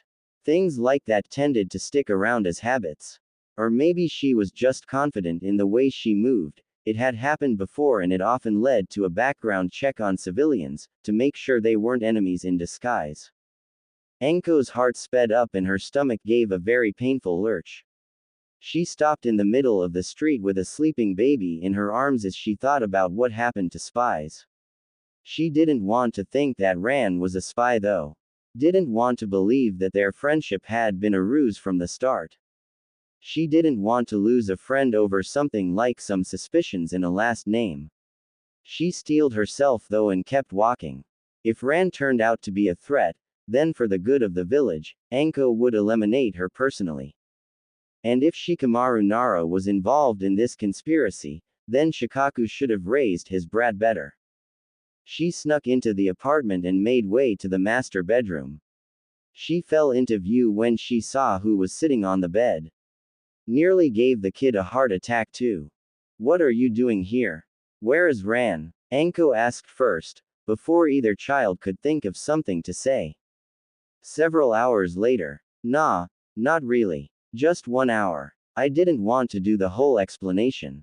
Wow. You mean I've been buddies with a 10-year-old rape victim and single mama all this time? This was a lot to take in. I'll be 11 next Friday if that helps. Naomi mumbled. She had just gotten through with proving once again that yes, her hinges were solid. It felt good to let other people know, but that made 3. Seriously, how long until the whole village knew her secret? Anko-san, this is also very troublesome, but please don't tell anyone about this. Shikamaru sounded a lot more passionate than Naomi had ever heard before. He sounded like he really cared about them. She couldn't help but smile. Who said I was going to tell? I'm no rat. Although, you Naomi owe me so much dango for this. The woman broke off from her pseudo angry tangent when she thought of all the dango she could make the blonde girl buy for her. You're not angry. Naomi blinked. She couldn't help it. She'd had so many nightmares about people finding out and Hikaru-chan getting taken away that such quiet acceptance set her off balance. The force of her fever broke through the mental barricades she had erected during their talk and she groaned before cradling her head in her hands. It felt like her head was going to be split open. Nay, take a nap girly. Naragaki and I'll take care of Hikaru-chan till you're better. Anko waved the girl off. She still needed some time to think and sort through all this, but she wasn't angry. No, she was relieved. Because she knew now that she did have a true friend. Naomi didn't make friends with her because she wanted to protect her secret. If she had wanted to do that, she would have avoided any shinobi. She was just relieved that she hadn't lost her only friend. Naomi got better within a day. She happily retrieved her son from the overwhelmed hands of Anko. Apparently nobody had told her that taking care of babies meant very little sleep. Something Anko was very fond of. With that crisis averted and a new ally, things were looking good. Then the Kyubi festival started. October 10th, the day that the Yondaime defeated the nine-tailed demon fox. Naomi's birthday, that she hated. Finally, the anniversary of being raped. She was comforted by not waking up to a burning building, but she was still on guard. Civilians didn't know where she lived, so she figured the apartment was safe so long as all the curtains were drawn. Then of course, Anko decided Naomi needed to face her fears and confront the stupid villagers by going out for a night on the town. Anko wanted to celebrate her birthday by taking her out to the festival for the first time. Yeah, not helping at all. Come on, Anko whined, trying to wrestle the blonde into a cute orange kimono with blue wave designs. It looked totally cute on the now 11-year-old. Anko still thought of Naomi as her younger sister, whether or not she was pretending to be Ran. Actually, Anko thought the whole thing was hilarious. It was like one giant prank. Nobody knew that Ran was a mask and nobody was going to find out. An academy student was fooling every John, Dick, and Harry in the entire village. Ha. No means no Anko ne. I don't want to go out. Besides, someone has to watch Hikaru-chan. Naomi tried to argue but it was pointless. Besides, she did kind of want to go. She had always wanted to go to the celebration and see the fireworks go off. She wanted to be able to stand in that crowd without any stares. I already arranged for a sitter. Nai-chan owed me some favors and she likes kids, so it's a win-win.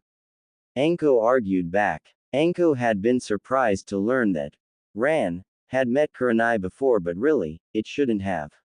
Ran seemed to know everybody. But the kimono was forced over her head. Naomi huffed a little but gave up the fight and simply let Anko use her as a life-size doll. She still hated October 10th. Abso-fucking-lutely she did. She just wanted to see the fireworks and hang out with Shikamaru and Choji. That's all. She still hated it, and she probably always would. It wasn't a good day. Not like June 8th. That was a good day, a really good day. It was the day her baby was born. Naomi studied herself in the mirror. Her hair was up in a stylish bun. The kimono obi was tied elegantly. She was wearing those big wooden clog things that forced her to take tiny steps or fall flat on her face all the time. Still, she thought she didn't look too badly. If she dared to say it, she'd say she looked downright girly. Naomi chuckled when she thought of what some of her classmates might think if they saw her before she remembered that she wasn't supposed to like this. She was only doing this because Anko ne wanted to celebrate her birthday. She still hated October 10th. She hated everything about it. Still, tonight might be fun.